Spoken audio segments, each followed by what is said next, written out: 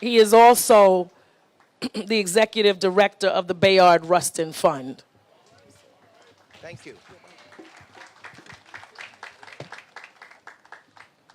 Friends, okay.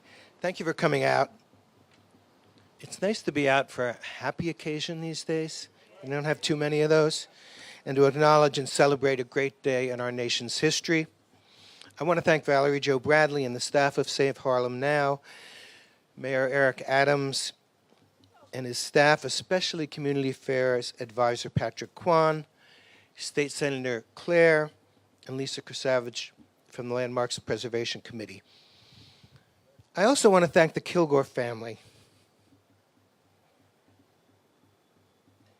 for sharing Reverend Thomas Kilgore with us and for continuing to carry on his spirit and devotion to service.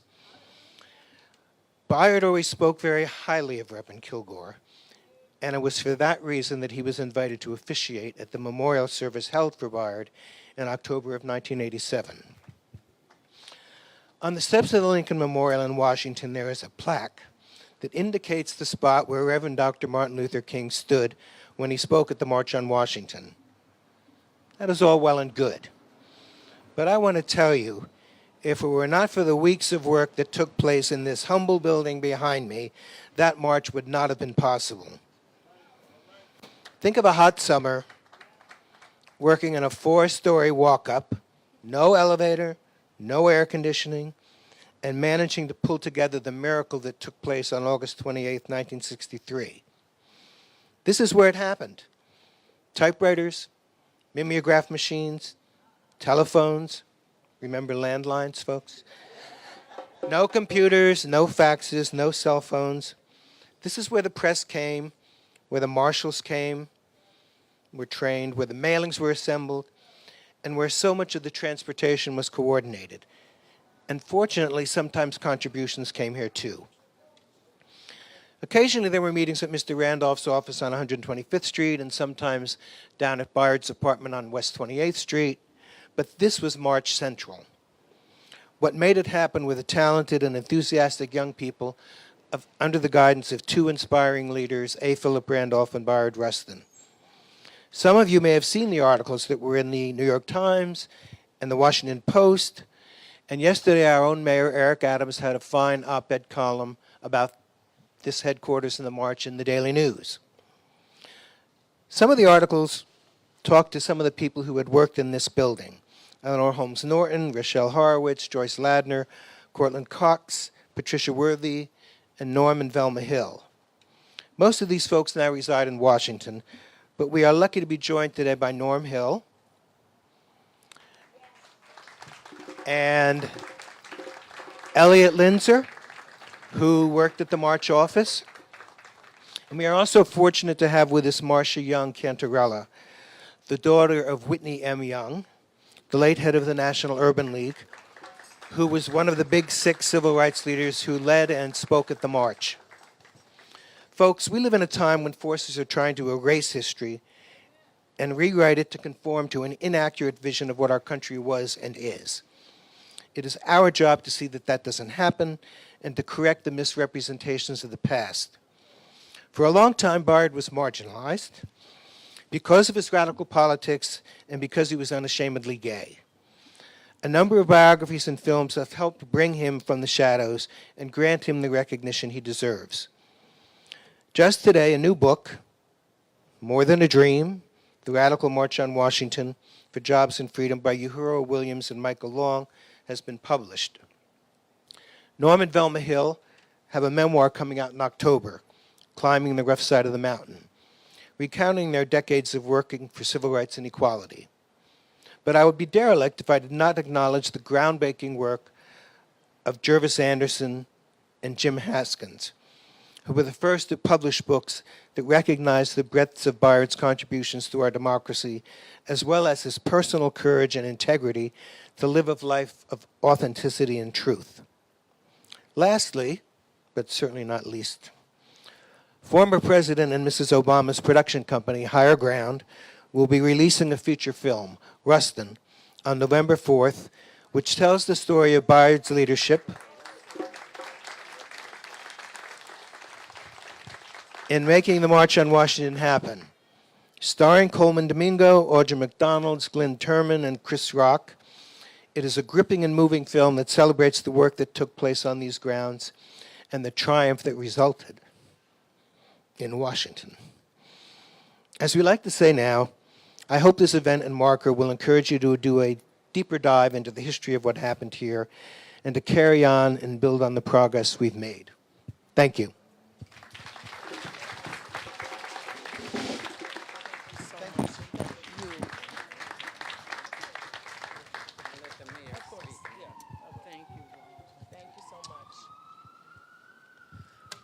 We're going to go out of order a little bit because you all saw him walk in.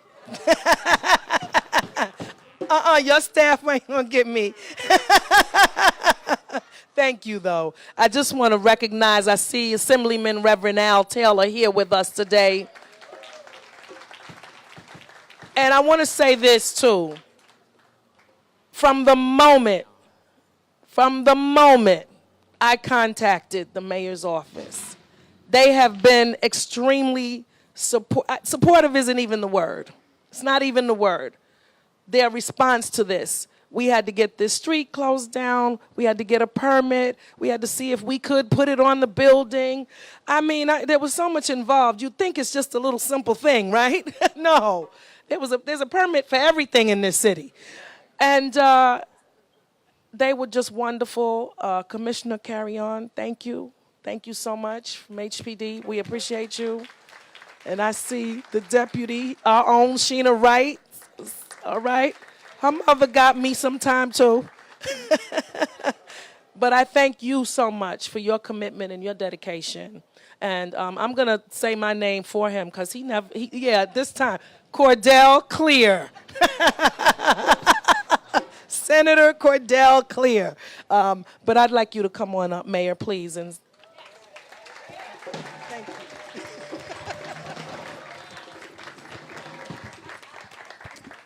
I remember when Sister Claire was working for then Bill Perkins, and I had to go do a meeting for her, and I walked in the room, and I said, "Sister, your skin is definitely kissed by the sun, and it blessed us all." There isn't a challenge and permit process for everything in the city. The challenge comes when we want to do something. And what First Deputy Mayor Sheena Wright and I and our entire team and our analysis, whenever we wanted to do a parade, it was a challenge. Whenever we wanted to do some form of festivity, it was a challenge. When we went to put a sign on a building, there was a challenge. There was always a challenge. And people can be theoretical on why we can't do something. How about being practical on why we can't do something? We got to make these things happen in our community because our community, we have often been sidelined on so many levels. Communities have been locked out. The Japanese community could not have a parade on the street. They had to march in the park. And we said, that's not happening anymore. If something simple as flag raising, cities were not allowed to appreciate all that government was supposed to do for the people of cities. And there was just a different city. Some were able to just seamlessly go through the process and get whatever they want done when they want to do it. But whenever folks from the outer boroughs or from Harlem, from the Bronx and other areas, it was always a challenge. Not in this administration. It's one city, one process, one way, and we wanted to make this happen. We had an amazing senator as a partner. And getting it done. And thank you, Valerie Jo Bradley and Save Harlem Now, 60 years later. There's so many stories that come out of the March on Washington that I believe people don't know. One of them that was inspiring for me, around the front and the side of the March on Washington were people like Clarence Surgeon, one of the longest standing first grade detectives in the Transit Bureau at the time. And he shared the story with me, with him and Bill Ben Patton and others, how the Guardians Association was there in Washington. The Black Police Fraternal Organization was there in Washington to protect Dr. King, Brother Rustin, Brother the other leaders who came together. They played a significant role for me when I became a Guardian Association, chairman of the Guardian as a police officer. And when Reverend R. Sharpton's life was threatened, black police officers stood up and said, we are going to be there and protect Reverend Sharpton during those most difficult times. He and his family, his two daughters, who we were there to provide that protection for. And they inspired me. And that moment was significant. But today's day, 60 years later, is significant because it is saying something. The grandest of ideas do not take place in the grandest of places. It takes place in the basements, in the hall, in small church environments. That's how it's done. That's how it's done. And when people are able to go in these small spaces, you know, this march was dealing with housing, was dealing with jobs, was dealing with economic recovery, was dealing with employment. Does that sound familiar? So we had the Rustins of yesteryears. We had the Dr. Kings of yesteryears. We had all those leaders who were meeting to move the conversation forward. So 60 years later, the question becomes, we still need the Rustins of today. We still need the Dr. Kings of today. We must still meet in these basements to get things done. And let's be clear on this. During the time when Dr. King was pricking the consciousness of America, they were not treating them kind. Let's not all of a sudden romanticize and have a false impression of what was happening. Go look at some of those articles back then. Go look at how they treated Dr. King and what he was trying to do. So yes, everybody's celebrating him now. Everybody's talking about the March on Washington. But go back and Google some of those articles and how Dr. King was treated. And then you're going to fast forward and say, wait a minute, were they talking about Dr. King or was they talking about Hakeem Jeffries, who was the minority leader in Congress? Are they talking about Andrew Stewart Cousin? Are they talking about Deputy Mayor Sheena Wright or Deputy Mayor Williams Isom? Who are they talking about? If you fast forward today, if we don't control our narrative, someone else will control our narrative. And that is why it's important when you have a senator like Claudette Clear holding down. You're going to say this right today. Cordell Clear. You know, I'm always doing a number on her name. When you have her doing what she's doing in Harlem, Senator Clear has really led in a very significant way in Harlem. It comes from the ground up. And that's the message today. And that's why this was so important to do this plaque naming. And she understood it. So when folks walk past here, they would see this and it would inspire them. It inspired me as a child looking with mom and dad, sitting down on the couch, watching that period of time. It impacted us watching Brownsville burn the day that Dr. King was assassinated. It impacted all of us. We were all traumatized, and we continue to live through that traumatization. And so as we place this plaque, let's renew our spirits of today's time. We have so many challenges in front of us, but we can overcome if we do it together. And if we unify around a sense of purpose, believe keep God at the center of our lives and stay true to our mission and stay focused on what we have to do. So, Senator, I thank you for being a visionary, and I thank the entire team for making it happen. Thank you so much. Thank you. And you stay right here with me because we are going to do the unveiling out of order, out of respect for the mayor's schedule. But there's some people here I really have to mention, and if I don't call your name, you know, just tell me. But I got to say this, you know, and starting with the mayor's office, Tiffany Brown, who's always here. Where are you, Tiffany?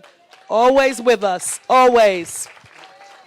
David Johnson, please don't block my calls. You see, I'm doing this, right? So when I need you again, remember I did this. No, thank you, always. A son of Harlem, always here with us. Thank you. We love you. I want to talk, Dawn Jones, Nan, you're here. Thank you, Dawn. My dear friend, and such a knowledgeable gentleman, passionate. You either like him or you don't. Michael Henry Adams. And I like him. Thank you. He keeps us together on that history. Thank you so much. Hold on, I'm coming.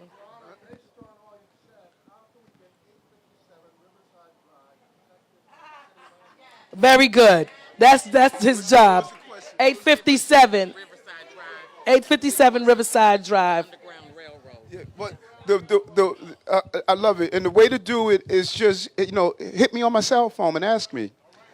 You don't have to wait for this. Everybody has my number. Just reach out and say, brothers, we want to accomplish the task, and let's sit down, let's navigate and make it happen. We are trying to GSD, get stuff done. That's all you have to do, brother. Just ask.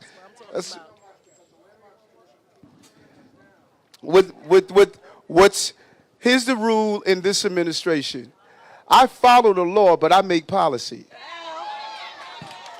If it's within my strength to do it, I'm going to do it. I follow the law, but I make policy. And so let's sit down and figure out how to get this done. And if it's within policy, we're going to get it done. Thank you so much. Thank you. That's so important, Michael. 857 Riverside Drive was a site of the Underground Railroad. Yeah, so we have to protect that. Been working on that. Queen Mother's here with us. Dolores Blakely, good to see you. And we have Curtis Young with the Public Advocate's Office, the one and only Arva Rice from the New York Urban League. And we got Mr. Kevin Matthews from the Schomburg Center for Research in Black Culture. Where's Kevin? Okay, I see you. Aisha Sekou, our dear family member, Street Corner Resources, out here helping us get this done. Always out here, on the ground. Kareem Hudson. And I mentioned Assemblyman Al Taylor earlier, a woman who I have a great deal of respect for and admiration, Miss Roberta Washington, an architect. Yes, yes. Miss Peg Breen from the Landmark Conservancy, thank you so much for being here. And Marta Gutman, Dean Spitzer of, School of Anthropology, City College. Thank you so much for being here. I'm sorry, I had it wrong. Marta Jutman, I'm sorry. Gutman, okay. We have Hazel Dukes. Everybody know Hazel Dukes. NAACP. And I have to shout out my local precinct here, Captain Yakatali and the 32nd Precinct. In a matter of minutes, they made it happen. Thank you. Y'all are always there, always supportive, and we appreciate you for that. Thank you so much. You're great partners, Detective Collado and all the others who have helped us. Officer Pinnock, are you here? Okay. Oh, Detective, I'm sorry. Detective Pinnock. Yeah, okay, come on. And right here, just walked in, a great part of our Harlem history, the Imam of the historic Malcolm Shabazz Masjid. Thank you for coming and joining us right on time. And there's so many others that are out here today, and I know you'll tell me. I know you'll tell me you were here. But we're going to move on with the unveiling of this beautiful plaque that is going to be installed by HPD. We're not going to install it today because they want to make sure it's done correctly and it's done, where it stays up there and it's in a prominent space. But we have it here for you to see, thanks to Valerie Jo Bradley and Save Harlem Now. So we'd like to, will you join Valerie in the unveiling, Mayor? I'm coming. Always telling me what to do.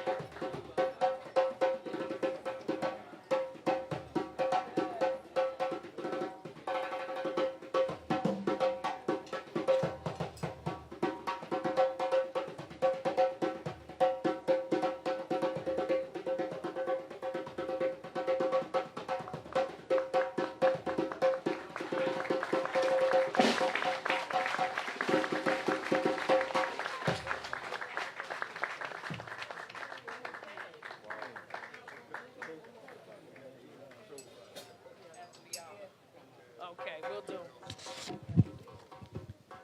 Okay. Yeah, have a seat.